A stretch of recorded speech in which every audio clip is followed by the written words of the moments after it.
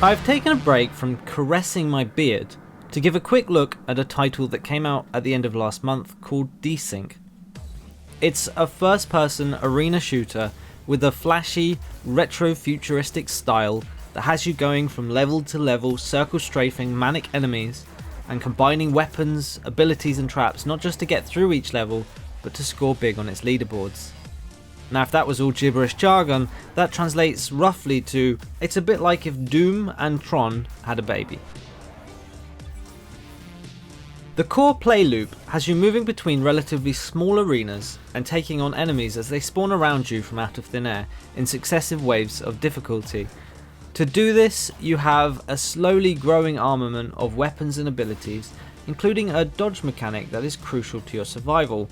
You will absolutely be following the classic 5Ds of high energy shooters. Dodge, duck, dip, dive, and dodge. You're locked off from leaving each arena while you're in combat, so fights become a high-speed juggling match between getting hits in and avoiding melee and ranged attacks without stepping into the many traps dotted around each arena. There's relatively no room to cheese anything here. You can either get used to the combat pace or get used to seeing the death screen regularly. It's a hard game.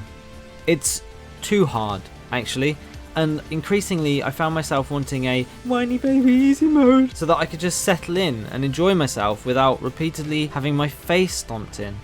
High difficulty is definitely a genre staple here, so I can see how this would appeal to fans. It's just not for me.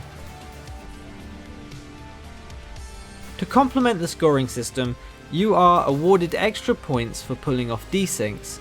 These are combinations of different moves and attacks, such as killing an enemy after they've just been stunned, or after narrowly dodging their attack, or knocking them off the arena, or into a trap with your shotgun blast.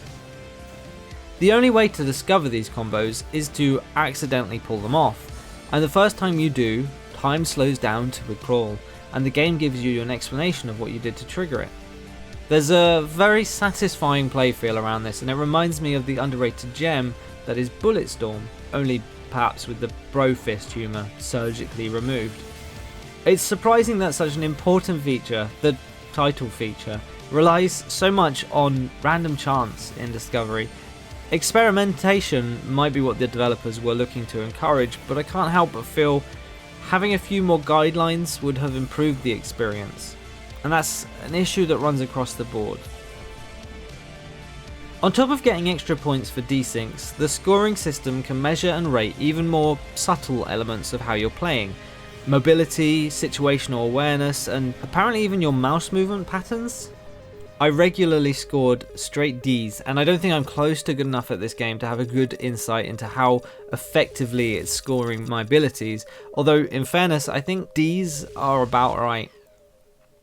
Stylistically, Desync is similar to titles like Far Cry Blood Dragon, heavy bullets and paranautical activity, with an aesthetic of futuristic computing systems as imagined by the 80s film industry. Visually, it's dark in temperature with bursts of neon colour cutting through. Enemies pop and gun effects are like fireworks against an evening sky. It's full of digital artifacts and fuzzy little glitches and may boast the most chromatic aberration I've ever seen in a video game. It really looks great, and the combination of a driving synthetic soundscape along with these visuals when you're in the middle of fighting, that's fantastic. Though it never quite captures the sense of panic and urgency of a title like Devil Daggers, it encourages a sense of flow that is crucial to this type of game, and it's a fun setting either way. There's a big but here, as there are definitely times where presentation becomes a problem. The developers have stuck so rigidly to this retro aesthetic that you have to trudge through these clunky interfaces that might amuse at first, but easily become an irritation when you're stuck trying to figure out exactly how the systems interplay. There's weapon upgrades, abilities that trigger when you pull off certain desyncs, and a useful core ability you can chop and change, but so much of this is introduced with no explanation and is relegated to these ridiculous terminals that pop up after your first couple of levels and you can only access outside of the levels. No real information is provided about how to upgrade your guns or what those upgrades even do, I mean, it takes trial and error to figure weaponry out when you first pick them up, so when faced with the prospect of a variety of abilities and weapon upgrades, I found myself just letting it all go over my head.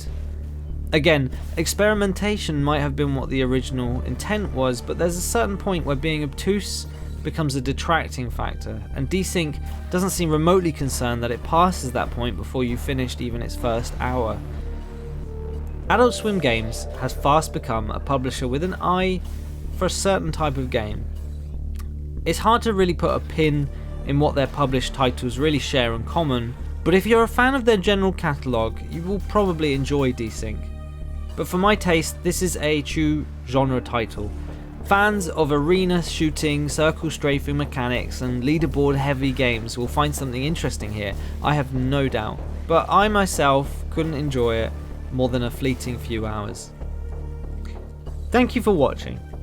And if you enjoyed this video, please remember to give it a like or leave a comment, and if you really want to make my day, you could caress that subscribe button with your mouse. Go and touch it. It's longing for you.